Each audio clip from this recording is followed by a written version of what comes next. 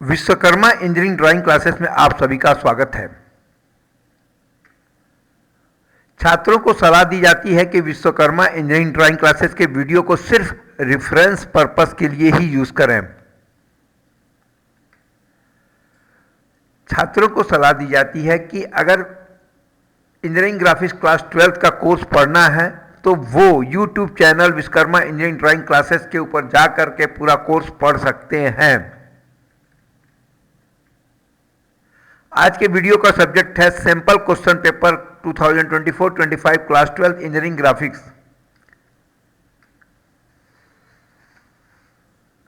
Sample question paper 2024-25 का एक video हम इसके पहले अपलोड कर चुके हैं। उसी कड़ी में आज हम दूसरा वीडियो बना रहे हैं।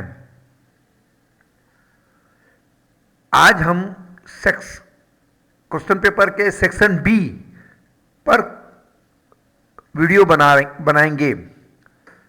क्वेश्चन 15 to 18, इसमें 4 क्वेश्चन दिए हुए हैं, सभी पर 1 मार्क्स हैं। यह पैराग्राफ आप पढ़िए और इसी पैराग्राफ से क्वेश्चन का आंसर आप दीजिए। पैराग्राफ मैं पढ़ देता हूं और उसके बाद आप भी अपने हिसाब से पढ़ लीजिएगा, समझ लीजिएगा। उसके जो क्वेश्चन के आंसर मैं आपको बता दे रहा हूं उसको भी आप समझ लीजिएगा। Isometric projection is a powerful tool used in design and engineering to represent the three-dimensional object on a two-dimensional surface with accuracy. Isometric projection एक टूल है, पावरफुल टूल, जो इंजीनियरिंग और डिजाइन में काम आता है। ये 3 डायमेंशनल ऑब्जेक्ट को रिप्रेजेंट करता है जो एक्चुअली में 2 डायमेंशनल सरफेस के ऊपर, ठीक है।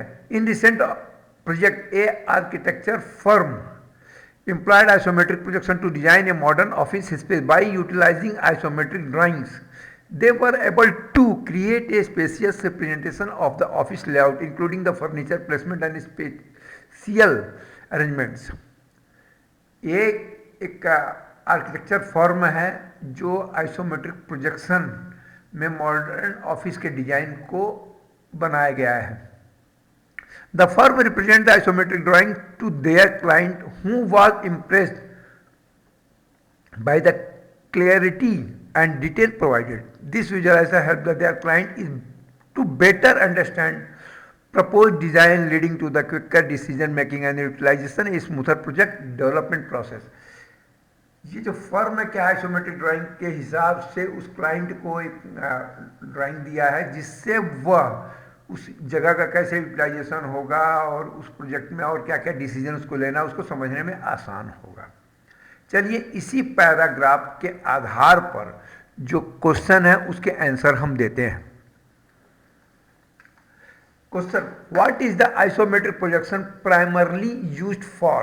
एक क्वेश्चन है, इसमें 4 ऑप्शन दिए हैं। Representing 2 dimensional object, represent 3 dimensional object, creating abstract art, creating the animations, animation नहीं होता है, एब्स्ट्रैक्ट नहीं होता है और 2 डायमेंशनल ऑब्जेक्ट्स नहीं होता है। रिप्रेजेंटिंग 3 डायमेंशनल ऑब्जेक्ट, ठीक है।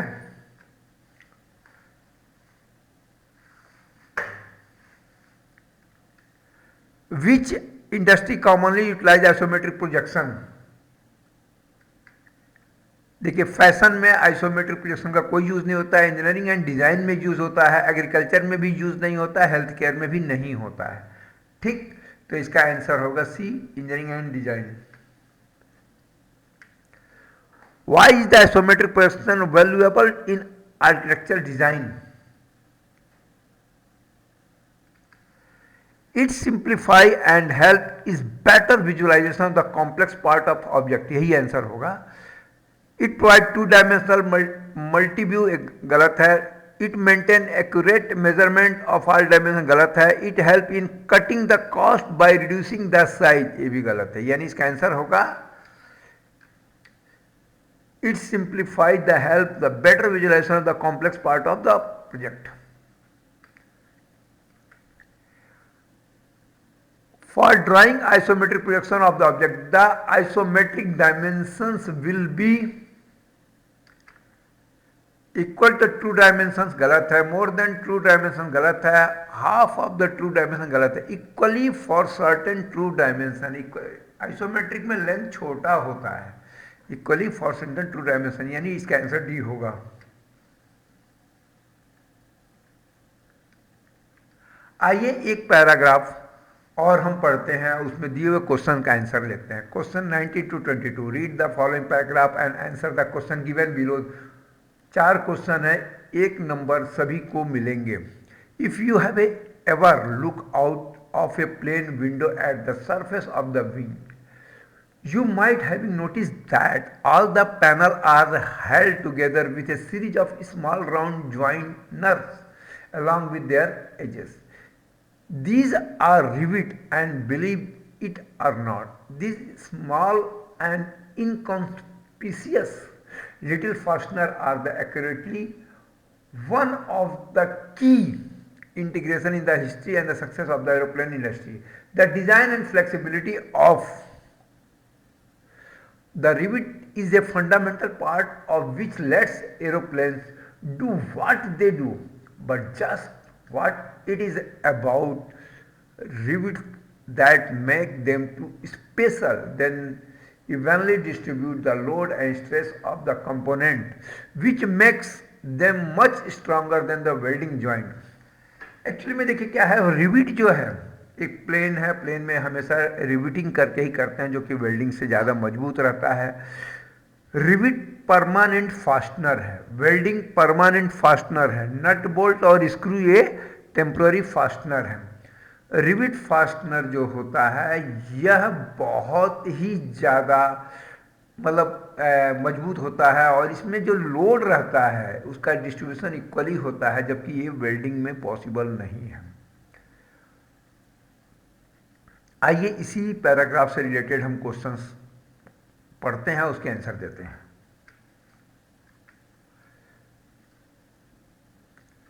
What makes rivet too special in the aerospace industry? Rivet are the temporary fastener, ये गलत है, रिविट परमानेंट फास्टनर होता है। Even distribution of the load, ये डिस्ट्रीब्यूशन इक्वली डिस्ट्रीब्यूट करता है, सही है। They having external screw thread, गलत है। देयर हेक्सागोनल डिजाइन, ये भी गलत है, यानी इसका आंसर होगा even distribution of load.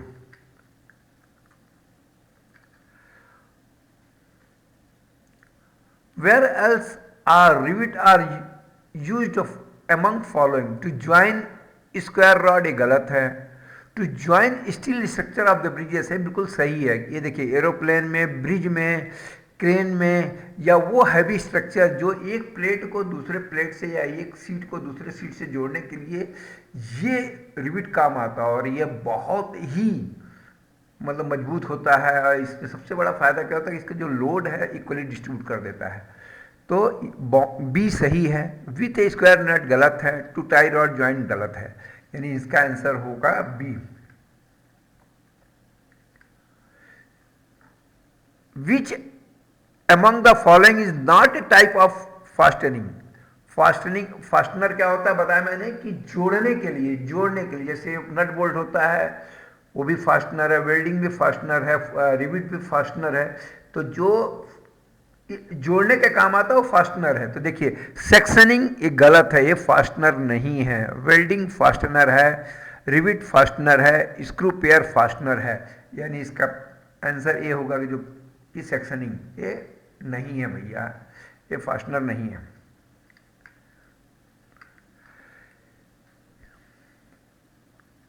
In the top view of the vertical flat head rivet of dimension D, the diameter of the outer circle is 2D.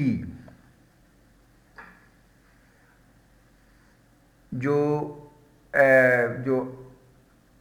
Flat head वाला rivet होता है उसका जो ऊपर से अगर देखेंगे तो सर्कल जो है, जैसे बोल्ट में देखेंगे, बोल्ट में एक रॉड रहता है ऊपर हेक्सागोनल या स्क्वायर एक हेड रहता है, वैसे ही रिविट में भी एक फ्लैट हेड रहता है जिसका जो डायमीटर है, आउटर डायमीटर 2D के इक्वल होता है।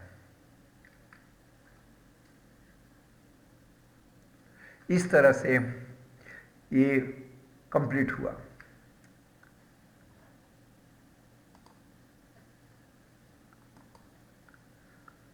Okay, thank you.